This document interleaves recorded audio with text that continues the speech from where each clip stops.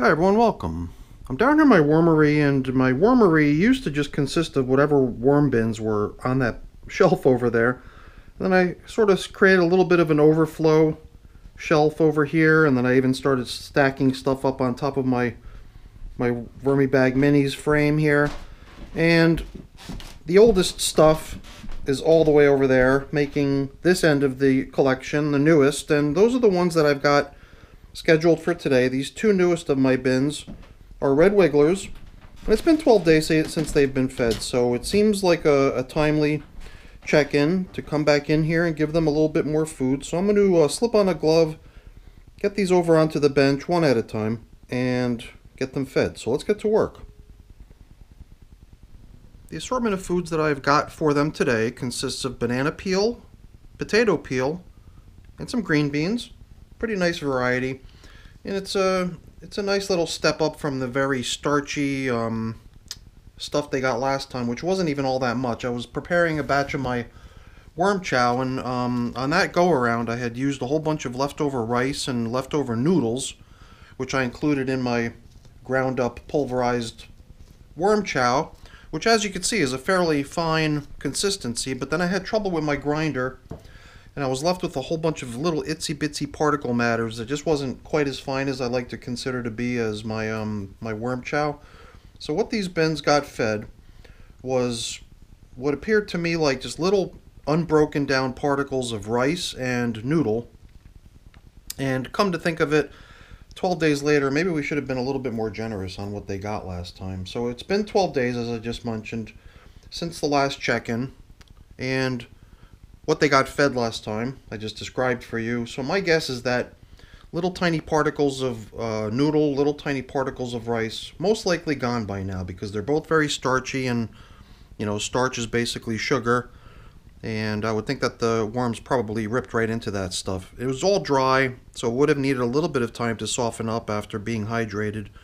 So we'll see. There's some coffee thrown in there too, in addition to what they got last time. So the first system we're feeding here is the older of the two, the 74-day system. As you can see, populated with about 750 more worms than the younger bin that we're going to be feeding next. And it's also a few feedings up on the other one. These both systems 3 weeks ago had a piece of terry cloth beach towel placed into them. And once in the past I had already composted parts of that same towel that was placed into here. And the worms eventually broke it down. It seemed like it took a while for it to, get to the point where the worms could consume it. So I remember that stuff sitting around, then suddenly it was gone. So I'm curious to see if that's the way it's going to play out here in these two systems as well. Seems like the top surface is rather devoid of worms, considering we've got a population of 1,700 worms living in here. Kind of makes me wonder where they're at. It also seems to me like we've got a pretty decent amount of moisture in here, so I'm wondering if maybe the worms are just hanging out down low somewhere within the bin. Yeah, I guess we're probably going to encounter a bunch of worms as soon as we dig in. It's just weird because sometimes worms do like to hang out on the top surface, and other times you come in and there's none. And that often makes me wonder if it could be because they're just being drawn down to the lower reaches of the bin, possibly because maybe there's a little bit of surplus moisture that's making its way right to the bottom of the bin. So here's some leftover cantaloupe brine, which was not part of the last feeding. So it would take us back to at least the previous feeding, and it's kind of weird because the cantaloupe brine, when it's been stripped clean of all the melon, is, just like a sheet of paper. But here you can see it's rather stiff because it even still has a little bit of melon attached to it. And it kind of makes me wonder if it was just because it was resting up against something, preventing worms from accessing that surface, or what. That just, to me, seems like a little bit of an unusual thing to bump into in a worm bin. Alright, so we're just going to kind of give the whole system a little bit of a till. At some point we're going to get back over to here where we're going to see more of this towel. Here's the towel, you can see it right here. Kind of a colorful beach towel. But I figured as long as we're coming in here to feed, why don't we use this as an opportunity to sort of stir the contents of the bin around, make sure nothing's getting too clumpy or muddy. I mean, these systems are still young enough where we're going to see a huge amount of bedding floating around. But you can also see that there's a good bit of casting material beginning to accumulate in here too. So yeah, this is kind of what I would normally expect on a piece of cantaloupe brine, to be almost see-through at this point, where they've nibbled away most of the softer stuff in between the more tough, little, unusual, woody parts of the pattern of a cantaloupe's rind, if you're familiar with what a cantaloupe rind looks like. So we're kind of making our way to the middle of the system, and the that coffee filter that was resting out here in the middle was just indicating to us where the last feeding had been positioned, which is kind of the typical routine you see in my worm bins, is the feeding just going down the middle. I do have a couple systems where I am kind of feeding off on one edge, and in some of those systems I'm doing that for the purposes of trying to actually move the worms out of their now finished castings. Then I've got another system where I'm doing that, and have been doing that for quite a while, just as a matter of course. So now here, right beneath right beneath the beach towel, is where I had sprinkled in that mix of noodle and rice chunks. And I think that's what we're actually seeing here, is some leftovers of that stuff. I don't know, I just caught a little tiny whiff of something a little bit weird, but not too bad. And I think the coffee was placed right in there too, near it. So this right here is like a chunk of uneaten coffee. I guess since I was putting in large chunks of leftover material that was originally meant to become my worm chow, I probably didn't include worm chow with the coffee, which has just become one of my routine things anymore. Try to make the coffee a little more interesting for the worms to eat, rather than leaving wads of it laying around like we're still seeing here too. Little wads of coffee that just didn't get consumed because it was just in a big pile. So the worms probably nibbled off whatever was on the outer, outer surface of that wad of coffee, but whatever was nested in the middle of that wad of material just got ignored for the most part. However, when I mix my worm chow in with the coffee, it seems to get a whole lot more attention. So somehow that combination of bite-sized materials blended together really does bring the worms out in great numbers, it seems. So other things that we're finding down low here is a piece of avocado shell with a little bit of the avocado actually still stuck to the shell in here, and even a little group of worms hanging out down within there, gradually nibbling it away. You can also see some other materials floating around in here, like my shredded paper cardboard mix. I was going to add bedding with today's feeding, but that's not the type of bedding I was going to use today. I got my box of leaves over there that I thought we'd use today. And I've also got some packing paper, like that tissue packing paper I thought we'd use today. And what else? I just bumped into a novelty item. Piece of cork. Piece of cork that's finally starting to show signs of wear. Piece of cork that went into one of my systems years ago and has just been following the worms around from system to system, outliving each system as the material in the system becomes ready to harvest. Everything gets harvested, the worms get relocated, and the cork goes with the worms. So I got a couple mango seeds in these two systems. Each system's got one. Every time I bump into it, I always feel like I'd like to... Oops. Let's get this stuff out of my hair. Yay. I always want to see if I can, bust it. But I also don't want to create a big mess in the process, so I'm not going to try any more than that. If it was going to give, it would have done so already. And here's the seed from an avocado. That too, I usually like to see if I can crack it. It's giving. Definitely allowed me to put a dent in the side of it. And I again don't want to go crazy trying, because it'll end up slipping through my fingers and flying across the room. Then I'll have to chase it down after it rolls underneath a cabinet or something, so let's not do that either.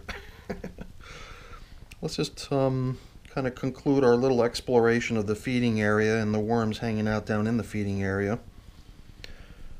And at that same time, I usually do like to try to blend in the leftover bedding materials I encounter along the way with surrounding castings and surrounding materials, so that all that stuff has a higher chance of being consumed. Because if it's all just in a big mound, sort of like we saw with that coffee, it seems like it's not going to get much attention. I mean, it'll get attention on the outer exposed surface, but you know, all that material that's sort of you know, obscured from worm traffic just sits there. And you know, when you put stuff in the worm bin, you want to see the worms work in it. You don't want to just come back to finding it left over there in the worm bin weeks or months later. So we've bumped into a variety of different leftover food scraps, some that are pretty much expected to take a long time. Okay, now I know what that was. I couldn't recognize it, but now that I smell it, it's a piece of lime. It took a moment for the scent to come off. This is a piece of tomato. So, as usual, we're bumping into leftovers of previous feedings, which is perfectly normal, because if they could have eaten it right away, they would have. And the fact that it's still sitting there as leftovers is either evidence of the fact that I put it in too big of a pile, and that's the reason I try to remedy that, since it was my doing. But other reasons for things sticking around is just because the worms were simply unable to consume it yet, because it's just not broken down on its own yet to the point where the worms can take advantage of it as a food source. So we've not even gone through the entire bin and tilled up the material on this far end. Perhaps we'll do that after we've applied the feeding, since we've already got ourselves a nice little crevice opened up down here. Why don't we drop in the bedding and the food that we have in store for them today, and then we can conclude by exploring that far end of the bin that we've not yet tilled up. So the tissue paper I was going to apply is this stuff here.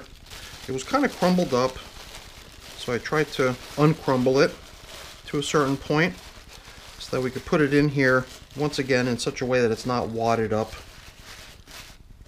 And it's going in dry, and I think that's fine because there's a good amount of moisture in this system. And I've got leaves, and I figured instead of putting the leaves down underneath the feeding, I figured maybe we would put the food in first and then sprinkle the leaves on top of it, just for a little change of pace. Because I mean, we've already laid down that tissue paper as a foundation. There we go, spraying stuff all over the room.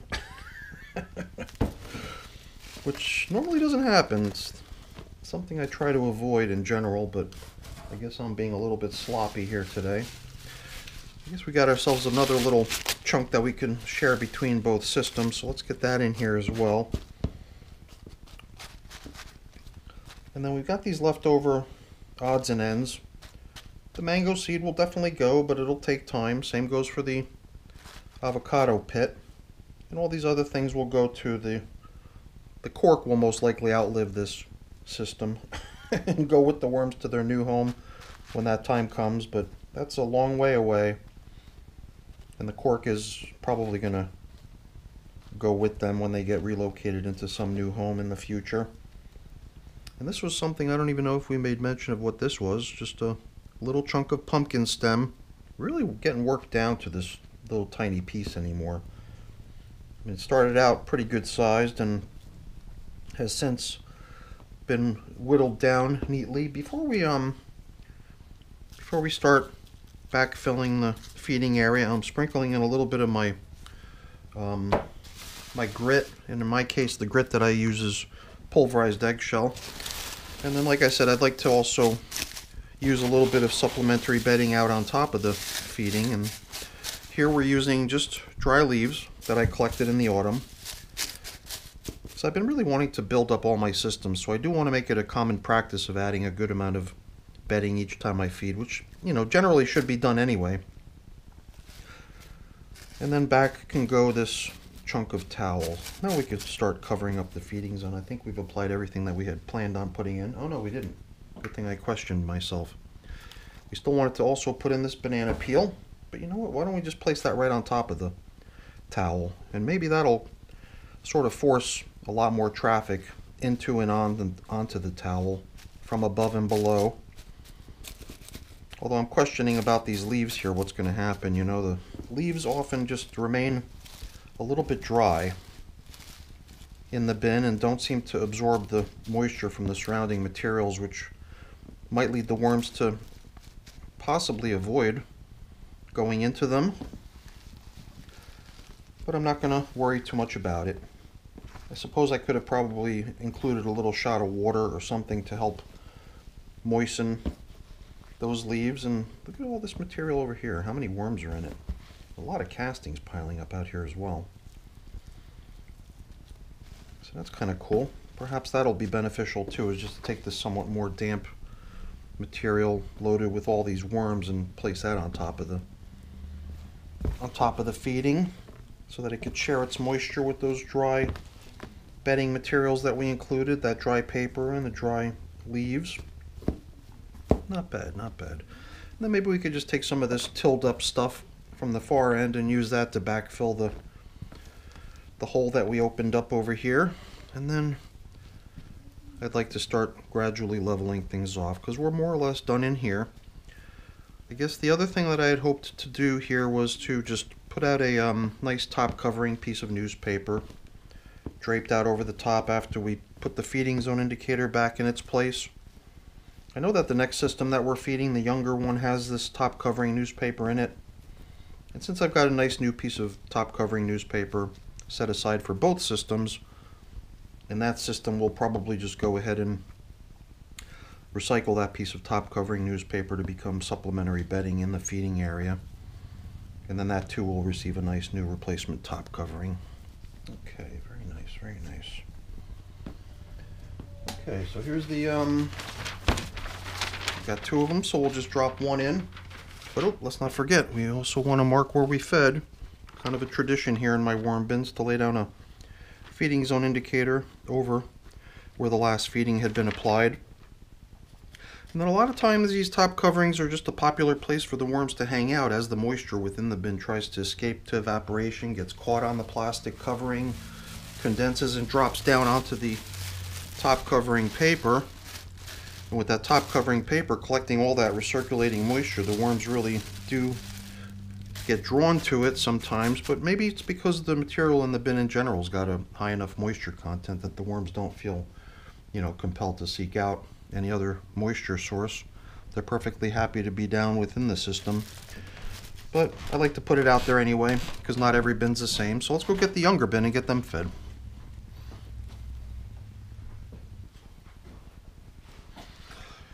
So now when I'm tending to buddy bins like this, bins that are, you know, teamed up and managed at the same time in the same way, I usually treat the first of the two bins as the one to spend a little more time on to get a sense of how things are going in both bins. And then I attempt in the later one to reflect the approach I took, so that we can do our best to try to keep the two systems in sync to a large degree. And I mean, the age difference, the population size difference, there are key differences between the two systems, which I recognize and keep track of and try to account for in certain cases. But in general, I do like to try to treat them as almost identical bins to a large degree. I mean, if it needs to be done, then I can often scale the feeding amount down for a population that's smaller, like in this case, which I didn't really do, I don't think, because I believe we've got more or less the same amount of material left over here for this feeding as we applied to the other one. So we'll just go with that. I'm not going to go too crazy splitting hairs on, you know, my attempt to keep things in sync with one another. So here too we've got the same deal, a 3-week-old piece of towel placed in right on top of the foods that they received last time. And the leftovers we encounter here will most likely be very similar, if not identical, to what we saw in the other bin. There would have been that same kind of worm chow reject, large particle rice and noodle fragments placed in here, which kind of turned to mush, I guess, as you can see in certain little hot spots if it doesn't all get eaten. But for the most part, it looks like they did away with it. I just figured after 12 days, you know, it might have all been gone by now, so I worried a little bit that they might be really in need of food. But that's the nice thing, you know, relatively new bins like these are still pretty dominant in lots and lots of bedding floating around. So even if the routine feeding materials that you're giving the bins runs out, they can turn their hunger towards the bedding materials in the system, because it's all fair game as far as food goes. Here again, I'm going to see if I can put a crack into this mango seed, but I'm going to attempt to not send things flying like we did in the other system. And I think we'll probably find another avocado pit in here like we found in the other one. I think the one key difference is going to be that there's only one cork. Even though we found the cork in the other system, we're not going to find one in here because there's only one cork that I've attempted to ever place into any of my worm bins, and it's just that same one that's been getting tracked over these years. So if you've not been visiting my channel in a long time, then yes, that is the same cork that you might have remembered from one of my older videos. So here too is the avocado pit, still resting within the half shell of the avocado, with some of the more meaty material of the avocado still sitting in here too. And not a lot of worm traffic in there for whatever reason. And I'm trying to think, were there any other, I mean, the key leftovers that we spotted in the other one, other than those slow composting items, were a piece of pumpkin stem, which I don't remember is also maybe something that didn't end up in here either. So that other bin might, excuse me. That other bin might just be a little bit different from the perspective that it's got those couple of slow composting items in it. But there might not be a lime in here either. Sometimes things like that just become the oddball object that isn't kept in sync in both systems. Sometimes I'll just come down here with like a half a lime and include it in the feeding, but it only goes into one of the two systems being fed. Okay, very nice. Here too, I guess we'll do our best to try to keep things consistent with what we did in the other bin by laying down this tissue paper first, onto which we can place the foods that they're getting. And then we'll pile in the